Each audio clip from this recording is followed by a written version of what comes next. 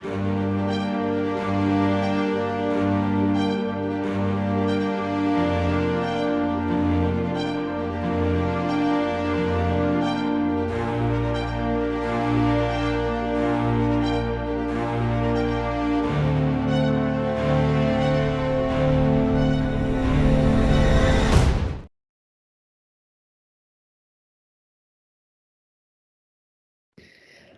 experience I had was, I'm sure you guys know who Nancy Pelosi is, that politician and whatever. I was standing next to a mother and her child, or little daughter, and I was standing to their left and they were on my right hand side, and I was looking towards a group of people and they were all surrounding this lady who was she looked like she was a little above the crowd, like her head was at the top of the crowd, and everyone was kind of like, at first they were wearing clothes, and then as they kind of listened to her, they were kind of starting to like slouch over, turn gray. And what was interesting though, while they were like turning gray, their foreheads started to glow white, kind of like in the middle of their foreheads. It was like a hazy white. And I turned to the little girl, kind of kneeled down, and I said, "Is that a reptilian?" And they didn't say, the little girl didn't say anything. And I realized, or recognized, it was a real guide. And so I said, okay, I'm going to walk over there.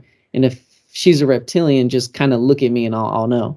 So I walked behind Nancy Pelosi and I looked towards the little girl who had her head turned, and then she turned her head towards me. And that was sort of my cue, like, okay, yeah, she's a reptilian. So I figured I'd cause a little bit of agitation. And what I did was I pinched the back of Nancy Pelosi's arm. Like, it's a sensitive part on the backside, so sometimes you like pinch it or whatever.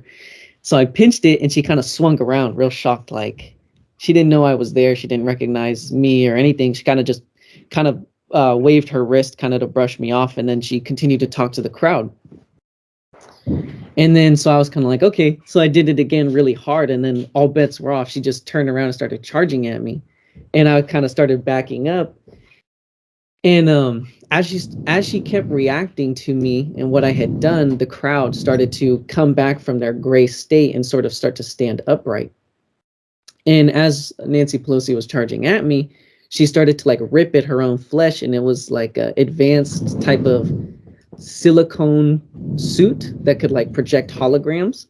And as she was ripping it off, it was like a 10-foot reptilian. And then I kind of had some fun with it. I was like the matadors in Spain. I was like, toro, toro. And I kind of had like the flag, and I was like waving it, and she would charge at me, and then I'd whip it away. And then I was kind of just messing with her. But as I was doing all of that, it was waking the crowd up. They still were fully dressed, wearing their ideas and what they think, but they weren't unconscious anymore.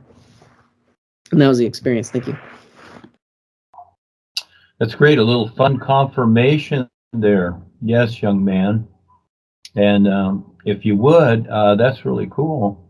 You can write these experiences down, create Facebook groups when you have time, experience, real side experiences with Jeremy, something like that. Give it a title, part 1, part 2, etc.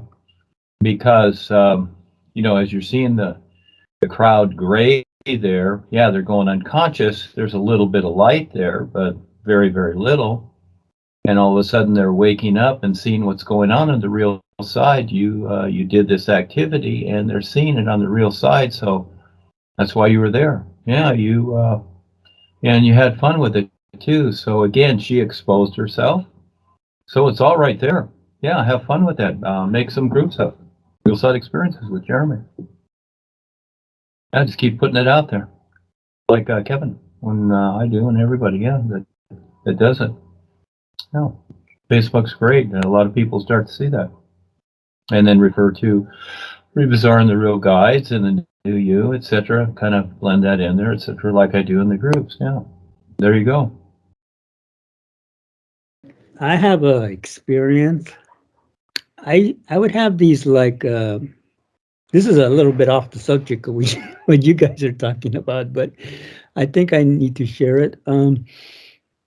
I usually have these like memory episodes that remind me of something, and I just poof them off like a daydream, like, oh, that's just a silly daydream that I'm remembering this or remembering that.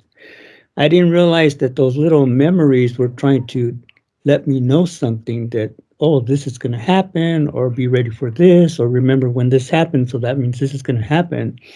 I didn't know they were like little warnings to look out for what's going to happen in either in the present or near future. I just thought they were like silly memories, daydreams. But around 2017, these little memory episodes became like little panoramic movies, and I thought, oh my goodness, what's that? So I started to take these little warnings serious, these little memory serious, like it would be something simple like fixing the car, taking it for a tune-up, or something that needed to be fixed so that it doesn't create a major impact later on financially. Or and then there was other little warnings about how to walk down the stairs, and because something happened before. So I would always get these little memory helpings that I didn't realize that they were to help me to watch out or be careful. Well, this other time I got this memory of when I was talking to a higher initiate, and she's the higher initiate that made these portraits of the guides, where she painted them so perfect that they looked like they could just jump out of the picture or the portrait. They look so realistic. And I once asked her, how did she paint them? And she said that that they stood in front of her, and that's how she was able to paint them so realistic. And they weren't these like sketch drawings; they were like paintings, but the paintings looked realistic.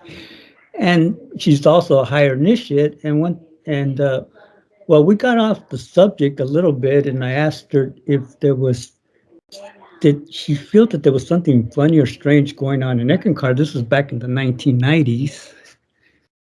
And she said, no, but that I should invite the Mahanta.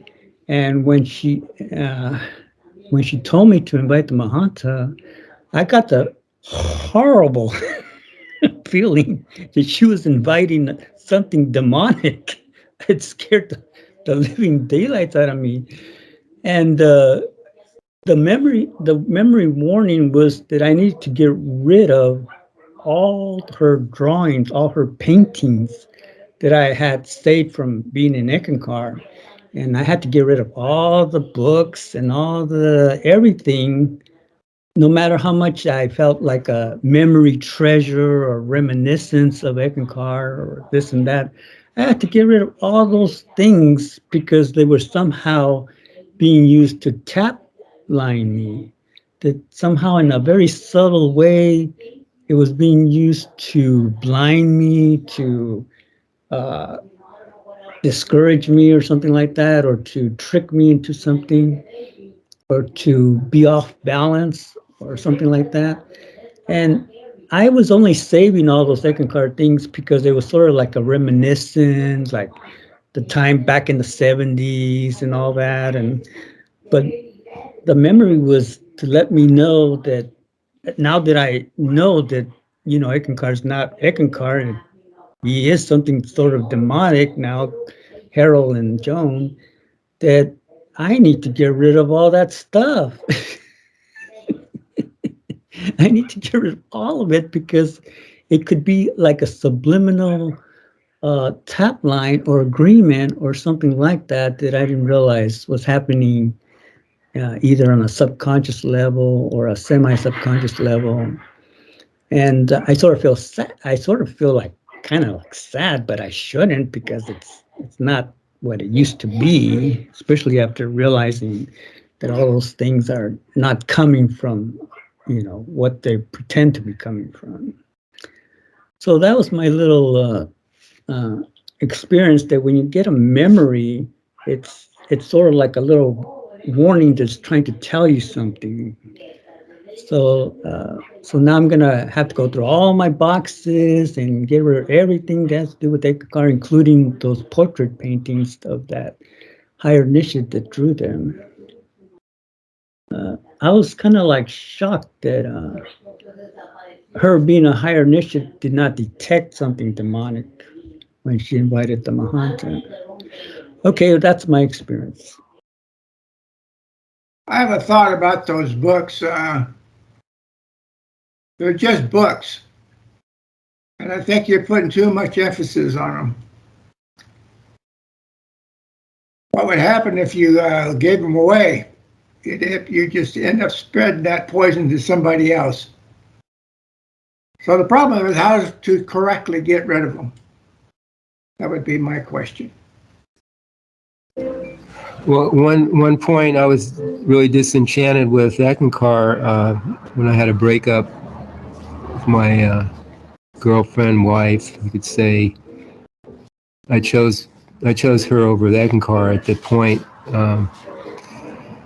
and I loaded all my books, Eckankar books, into my pickup truck and went to the dump, backed up, and just emptied them out into the dump. So that's how I did it. And then later on, 6 months later, it didn't work out, so I went back to the Eckankar.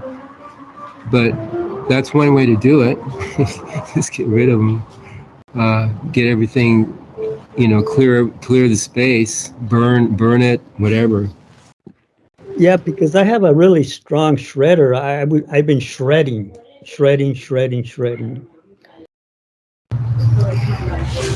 I mean, it's good anyway. Everything's new now, so to redo things now and then, it's good because it's break routine, break thought patterns, etc. It's keeps you updated to what's going on now instead of in the past.